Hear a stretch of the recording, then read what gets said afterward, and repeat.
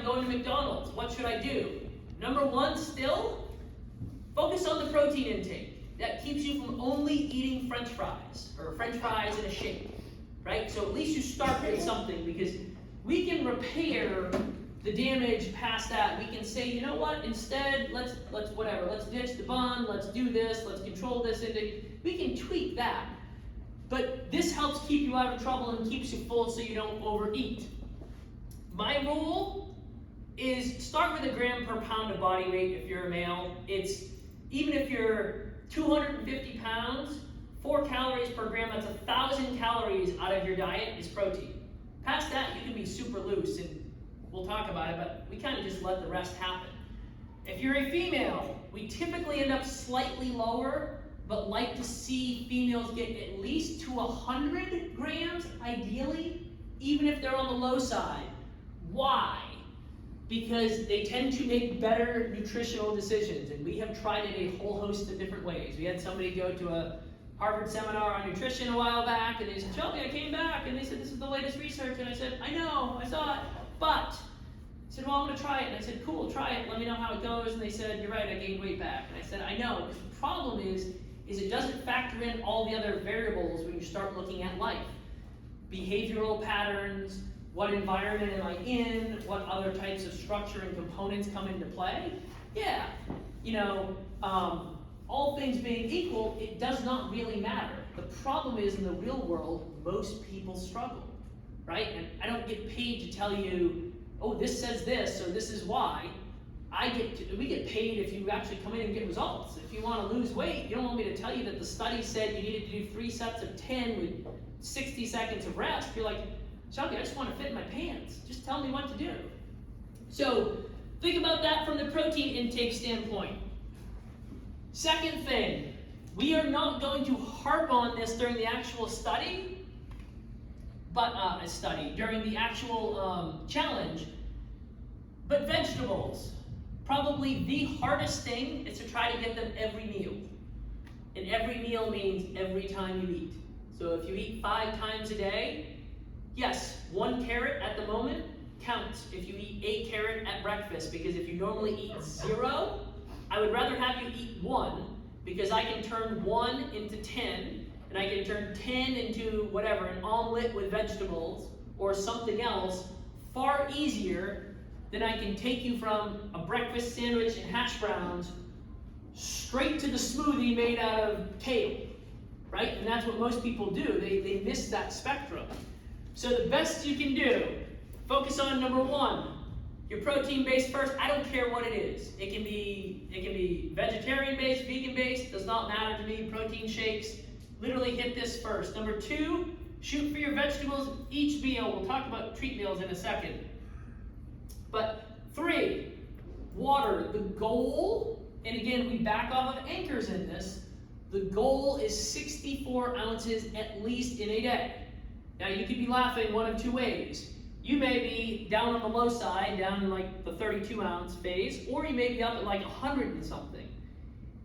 It is a broad spectrum. Again, research, as are most things, especially in nutrition, health and wellness in general. How much does it actually matter? All I can tell you is 98% of the people we see feel significantly better when they drink more water. And ironically, and again, some speculation, but we had somebody once who could not lose weight. They were a friend of somebody who was training with us, and they said, Shelby, what should they do? And I said, sounds like they're not drinking enough water. And she goes, okay, I'll tell her that. And I said, but I have no idea. Like, I don't know anything else about, other than the 3 minutes you discussed this. Now, I'm not saying this is the have-all, be-all for them, but they increased their water intake per that discussion. They lost like 7 pounds. That's probably a reason they are holding on to it, right? You don't just burn 7 pounds from consuming water. But the point is water, number 1, helps keep you full. Number 2, it's in your muscles and most of your body, right? It makes up the majority of it. Number 3 is when you're drinking water, hopefully that's a substitute for drinking beer or drinking whatever that has calories in it. So it is a very good trade-off to keep exchanging it kind of down that road and that continuum. I don't think, by the way, on that note, I don't think you have to go to 0 for drinking alcohol. That is not the point of this. It's like, God, Shelby, I crushed it, but man, the holidays are absolutely miserable. Like, no. Go have a drink. That will not be your Achilles heel during this. But as a general rule, avoid drinking your calories. Number one is usually people can consume them significantly more. Just ask the college kids, right? You can get to 1,000 calories pretty quickly in college. And the other thing is caffeine is not the devil. And I know oftentimes you have people come in and they want to like lose weight. The first thing they say is, I quit coffee. And I'm like, that's too bad.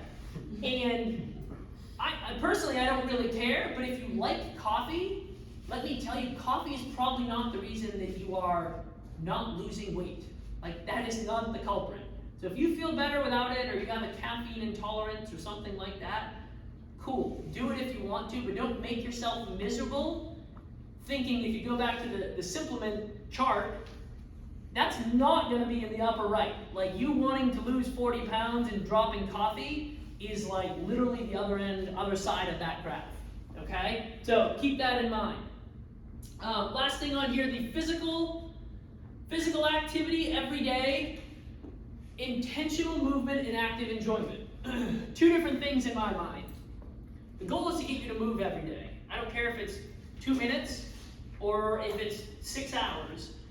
Number one, intentional movement is like your structured exercise, i.e., I'm going to come in and work out, I'm going to do a yoga class, I am going to go for a walk, things that are planned and somewhat this is what's going to happen. You've determined it, it's a predetermined task or activity that you are going to do. That could mean going for a run as well. Now you may enjoy running, but most of the time you still are like, I'm going to go run 3 miles on Saturday, or I'm going to run 3 miles on Saturday morning. In my mind, this is movement with a purpose. The next thing is what most people fail to realize actually influences weight loss and outcome is what I call active enjoyment. Which means, again, when you feel better, when your knees don't hurt, when you're stronger, whatever, you tend to move more and you tend to do things that you otherwise would not do with people that you would not do them. Well, we went to New York because my knees didn't hurt and we were able to walk around the city. In my mind, that is not intentional movement. I'm not like, I'm going to go to New York today, I'm going to hit up 7 miles while I'm there. You train and follow the workouts so you can go and do that. So you can go out and play with your kids.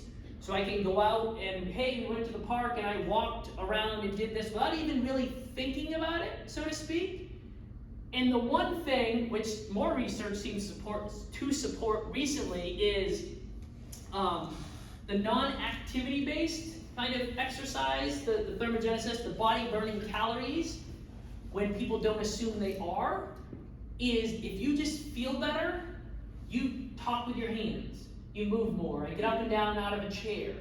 Those are things that ironically tend to improve through the training. So, little down low secret that we often have people lose weight with us without doing nutrition stuff, which they should do anyway, but without doing it, because if they come in and their back hurts and we get rid of their back pain, they move more. If they move more, they now burn more calories.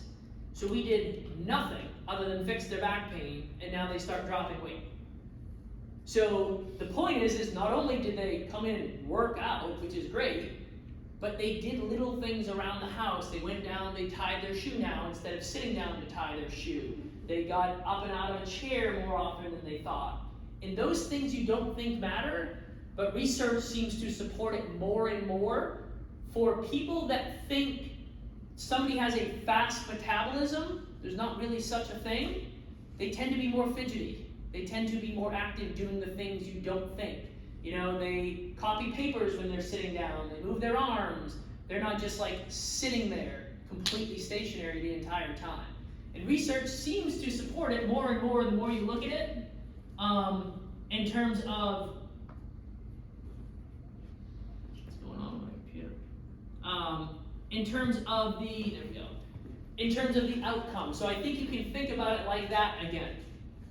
Next piece, we talked a little bit about this, but thinking about planning and executing what you want to do, and this is about you. You know, we've included a lot of components kind of in the 30-day challenge if you're with us, over to kind of get that head start for the 60. But based off of your schedule, looking ahead, where are potential road bumps? Like, based off of my life, there's a chance I get stuck at work until whatever, 7 o'clock at night. And normally I go and work out at 5. Well, if that's the case, that's my potential roadblock. So what do I do on the day that I get stuck at work until 7? What is my fallback plan? Make sense? Second thing, the management of those, which includes your treat meals, as we like to call them. Pre-plan the 10% of meals that you want to somewhat deviate from your normal structure. Right? Like, hey, Friday night we're going out with friends. Great, go out with friends. Don't be like, oh my God, I'm going to get a salad off the menu and I'm going to get dressing on the side. I'm going to make sure it's all cool if you want to do it. But if you want to go out and get the chicken fingers and the fries, do it. But the rest of the time, pre-plan it and know, hey, that's what I'm going to do. So I'm going to make sure I still hit my protein intake. I still drink enough water, especially in all the surrounding meals and days. Make sure I'm physically active that day. And if you only do it 10% of the time, unless you are absolutely going, you know, on like Nathan's hot dog eating contest, it's not going to make a bit of difference for you, okay? Scheduling time. And again, this is up to you. Understand everybody is busy. This may mean that you decide you are going to do 10-minute workouts instead of 60. That is fine. I think that's realistic, and we've done that with a couple of people who started with us who said, you know, geez, I think when I'm not with you, it's probably 15 to 20-minute workouts. Great, fantastic, we will do that for you. That's much, much easier because, again, we don't want you to put up those zeros. We want you to build that consistency. Your daily plan, again, work off the anchors that you put down on your sheet.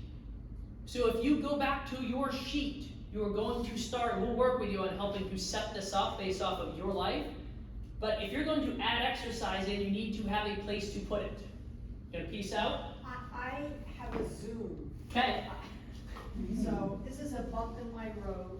Thank you. Dennis and I will get up with an alarm clock. You already got yours in today. Well, Dennis and I will get up tomorrow morning with an alarm clock at 7 o'clock. Love it. Love it. We won't love it, but Love it. we'll do it. He'll do it. See a story. Thanks. Very, very nice. You are very welcome. So, again, length and structure. We have everything from your workouts, if you were with us, to your on-demand. So great, we have an app. We can send it to your phone. And you say, Shelby, I don't know what to do or how to do it. You hit play. You hit the little triangular button, and you hear me talk. And sometimes you see Peggy suffer, and that alone is probably worth the price of admission. And I'm like, wow, this is brutal. Good job, Peggy. But you essentially plan for it. So that's easy. Shelby, I want core. Shelby, I want to be more mobile or flexible. Shelby, I want better balance. Whatever it is. I want an interval. We can do it. Your A, B, and C. And that goes for your nutrition too. And again, I won't get too much into this. There's your protein. We have one for hydration as well. But this, I think, is the last, one of the last things I will talk about in terms of people struggle with this mentally. So people are all the way over here crushing, you know, honey chicken tenders, and they're like, oh my God, I feel so bad about myself mentally and physically.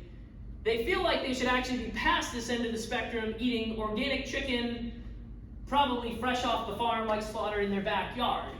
In my mind, nutrition, how most people should focus on it, is a spectrum.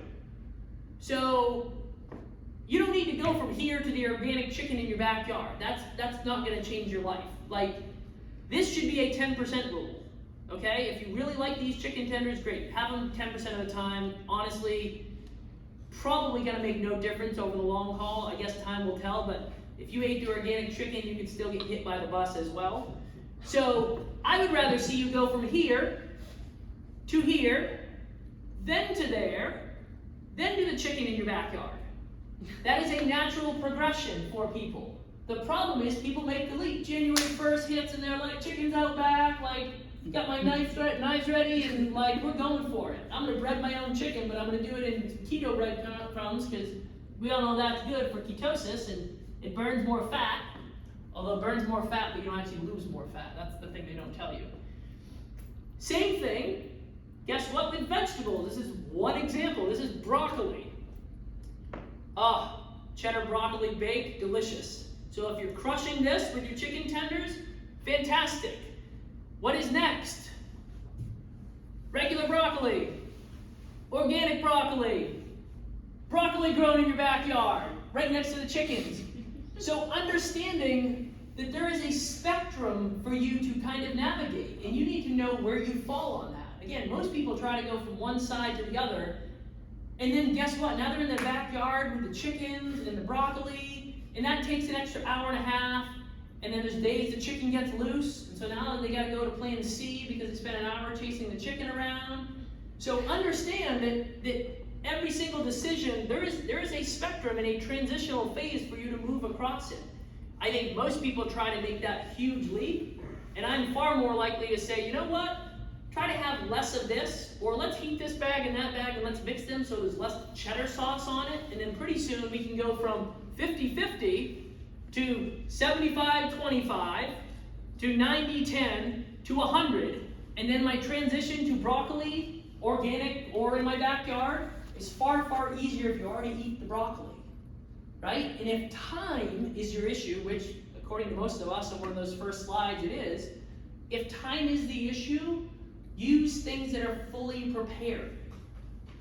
Everybody hates on frozen vegetables, but you can very easily make an argument that frozen vegetables are better for you than fresh vegetables. Again, maybe not out of your backyard. Thank you, Shelby. You are very welcome. Next to last couple slides, the effective piece. Again, I'm not gonna like beat this into the ground, but the point is you need to do something that actually works. You're going to be spinning your tires. If you're like, oh, that was great, Shelby, but I'm gonna go back home and tend to my chickens. You are going to struggle, right? No different than I said earlier, but I would rather not spend 30 minutes on the elliptical unless I want to. And just don't eat the donut, which takes you 0 seconds, and you get 30 minutes of your life back to whatever, prepare a meal, or do something different to enhance your life, versus you're trading one for the other. Oh, I went out, I had a friend, I'll tell you this real quick, this will make sense. I had a friend who's about my age, who was trying to figure out fitness and exercise on their own, but they couldn't lose weight. They work a lot, own a business, have a high-stress job, but they got the Peloton bike. And I didn't put the Peloton up here, I didn't want to get sued, but they got the Peloton bike, and they were crushing it during COVID, right? I burned 1,200 calories, I was on the bike for an hour and a half. Meanwhile, I was at dance, waiting for our children and doing work, and I'm like, that's great. And they're like, I guess I can, eat back my calories or whatever, because I burned a ton. Great that you burned 1,200. My mentality was like, okay, give me back like an hour and 15 minutes of your hour and a half. I'll burn 150, not eat the half a donut I was going to eat, and I'll have the other hour and 15 minutes of my life back while you're sitting there slaving away on your bike. But you can't just burn that amount of calories. Now you have to eat it back. You can't be in a 1,200 calorie deficit. Right? That makes sense? So he's sitting there wasting an hour and a half of his life, and really, he could have burned 200 calories and saved a whole heck of a lot of his life and been at the exact same standpoint. And I explained it to him, and he was like, oh yeah, I guess that makes sense. And it was like a 5-minute explanation, because even though he's a finance guy, it didn't really click at first. So understand, you are not just chasing doing things. That's absolutely silly, and you don't need to. There's a balance there for that. Last thing to add to this for you, focus on one thing or one thing at a time, right? Like you pick an anchor, again, if you go back to the Simplement chart, what is easy and effective, move yourself to what is easy for you to do, and then add another piece to it. So if you're already exercising with us or exercising on your own, great, leave it. Don't mess with it. What's one more thing you could make a change on? And then you can keep piggybacking it, because again, if you go back to the anchors, you're not like disrupting your entire life. Some people feel like you need to, but I can assure you that you do not. And if you go back and try to reinvent your life, you're going to fail. Plain and simple. We just see it far, far, far too many times. This is a summary, and again, we can send you guys this stuff, but this is a summary of what we mostly went through over and over. But general goal, water, base it around protein because you will make better choices.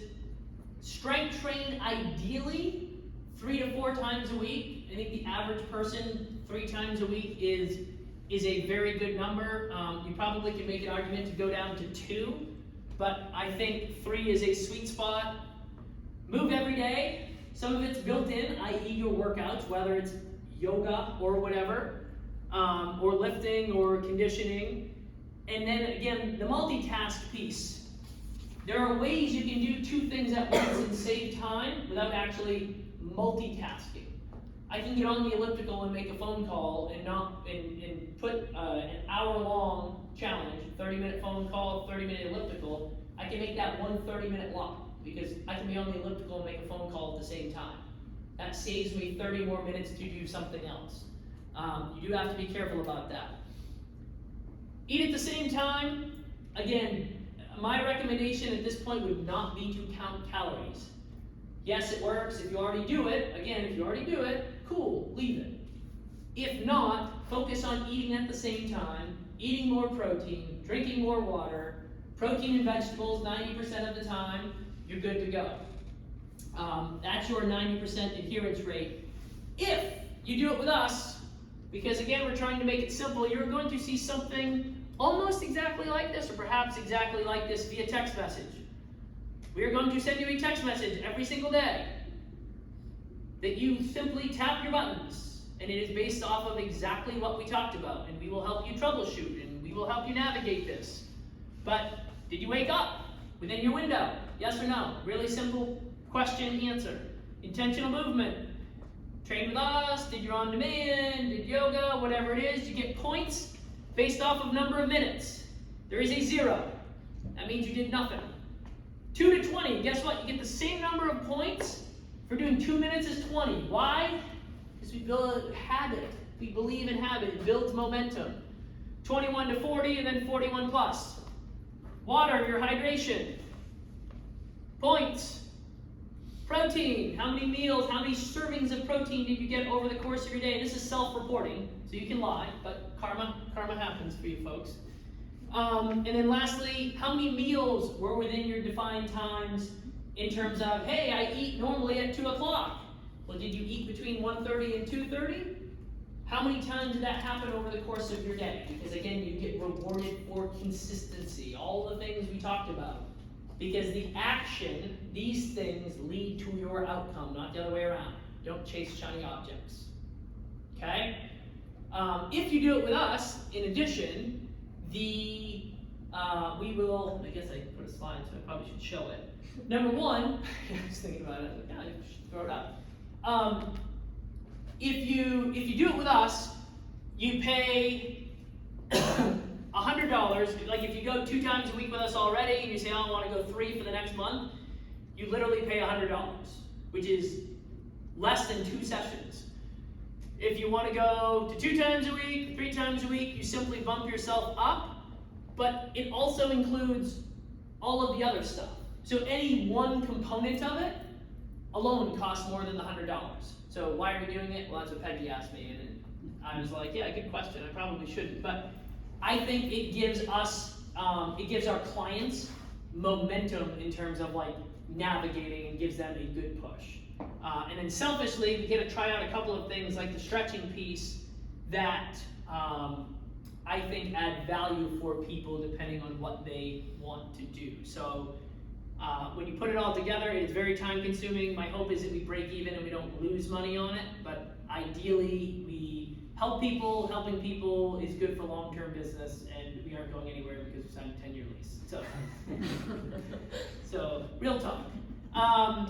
But yeah, so all of that. So if you do it with us, we help get you set up on it and good to go and navigate it. If you want to take all of this and you want to just go do your thing, by all means do it. I would literally go back to the previous slide and say, if you do it, even the worst program, exercise program done consistently will yield results. You know, any diet program, if you follow some degree of adherence, especially if you follow what I put up there in terms of the protein intake, you can eat vegan, modern American diet, keto, and it literally does not matter. You can eat a hybrid of whatever you want if you follow the structure that we put up there, and you will see success. Questions from people? Just got going a few minutes late, so it took me a little bit longer, but I can talk. True. Most of this is just off the top of my head. I get paid to talk. So Shelby, is this 30 days or 60 days? So I think what we're going to do, it's 30.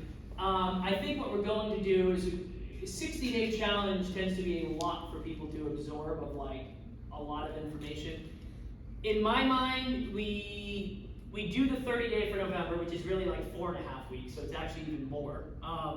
We do it for November, and then I think we may offer like another, like probably, honestly, my first thought was another bump of the exact same thing for people who want to keep going through December. But we'll see where the demand is and what we can actually like accommodate. That was my one concern is we may not have places to put everybody by doing it like this. It's not like we have tons of time to be able to do it, but it's 30 days. Think of it like November 1st through 30th, and we'll probably touch base with people partway through and see what aspects people want to keep going. I do think on the nutritional front, you really need to buy into the fact of what we talked about, put your ego aside, is absolutely like what matters the most, plain and simple. Like we've had so many people eat so many different ways and have success, and we've seen people, including clients, deviate from it and go and follow diet X, fill in the blank, whatever it may be, and struggle. And I'm like, I know, because you don't keep the same structure. Like you could eat keto and follow, for the most part, I mean, I guess it'd be a little bit higher protein versus with my suggestion, but you could eat keto and follow these parameters and you would be okay. You could eat paleo and follow these parameters and you would be successful. At the same time, I know people, and I think, personally, I think paleo is one of the better like solutions out there. But I know people who have gone paleo, females, who did it to lose weight and they gained weight. And it's like, you can overeat quality food. Like you can only eat so many sweet potatoes before you start gaining weight. So I think you just have to keep that in mind as you navigate, is work down on the priority list like we talked about, and understand you are laying the foundation day 0 through 30 to ultimately build for day 31 through 60 to keep going. So in the new year, you're not the person that shows up at the gym that you're like, I'm gonna try this workout plan, I'm gonna get on Peloton. My friend burned 1,200 calories the other day. You know, like that's where people get in a lot of trouble. Even smart people. Are you talking about points? Oh yeah, so yes, thank you. So on that same note, our reward for you, based off of doing this, number one is you earn points via your check-in to keep you consistent. So you earn points, then number one, you are going to get free training. You're gonna earn back basically like you would like credit card points. You're going to be able to earn vouchers back to training. You're going to be able to earn free training gear. We have a sweet piece of apparel that you can earn if you are consistent. Again, all of these things matter, so we have point values attached to them when you report, but the goal is for you to get consistent doing those things. And again, I guess if you move forward with us, we'll explain the point system, but it is pretty straightforward, and it literally involves you getting your text and tapping your buttons, and we get it all stored in a nice little software on the back end, so we keep track of it for you. But we do that because it yields results. Again, more importantly than anything is, this is what works. I don't know how else to tell you than that, then it works. Without convoluting it or me selling, $15,000 workshops on the upsell on the back end up here. There's books in the back, everybody go buy books. This is what works. Questions? Or was it just that good, or just nobody wanted? No stupid questions. No such thing. No? Okay. You're welcome. I will follow up with people to see what people want to do.